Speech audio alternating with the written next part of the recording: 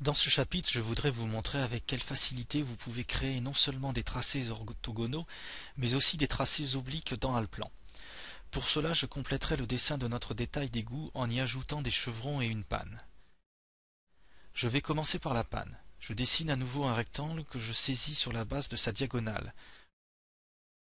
Je place le point initial à cet endroit. J'entre ensuite les valeurs suivantes pour les coordonnées x et y. X égale 0,12 et y 0,12 mètres. Je quitte la fonction rectangle en appuyant sur la touche échappe. Je dois maintenant tracer une ligne de liaison à cet endroit. J'utilise pour cela la fonction relier deux éléments. Je clique sur le bord gauche du mur, le deuxième élément est le bord supérieur de la panne. Lorsque je clique sur ce bord, les deux bords sont reliés par une ligne. J'appuie ensuite à nouveau sur la touche échappe pour quitter la fonction. Je vais maintenant dessiner le chevron en utilisant une ligne normale.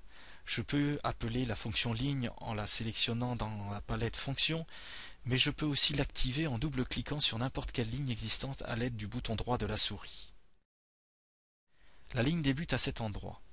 La ligne étant oblique, je active la fonction saisie en utilisant un pas d'angle imposé dans la ligne de dialogue et je spécifie un angle de 35 degrés. Avec ce réglage, la ligne que je vais dessiner sera inclinée d'un angle de 35 degrés par rapport au repère. Je fais glisser la souris vers le haut et vers la droite, et je clique à cet endroit pour placer le point final de la ligne. Je quitte la fonction en appuyant sur la touche échappe. Je vais ensuite dessiner une parallèle à cette ligne en me servant de la fonction parallèle à un élément. Je clique sur le bord gauche du mur et j'entre une distance de 0,3 mètres. J'indique ensuite la direction de répartition en cliquant sur la gauche du mur dans la zone graphique. Je conserve 1 pour le nombre de lignes parallèles et je valide à nouveau. Enfin, je demande au programme de relier la ligne du chevron à la parallèle et je quitte la fonction en appuyant sur la touche échappe. Cette parallèle n'était destinée qu'à servir de ligne d'aide au dessin. C'est pourquoi je peux maintenant la supprimer. Je rappelle toutefois la fonction parallèle à un élément et je clique sur la ligne du chevron. La parallèle doit être placée à une distance de 0,03 mètres.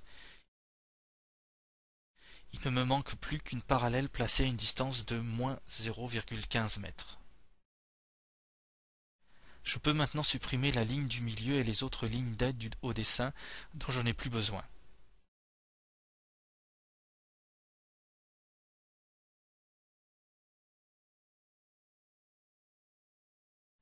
Pour finir, je vais dessiner l'extrémité du chevron en utilisant une ligne simple. Je vais aussi relier les deux lignes pour fermer l'autre extrémité.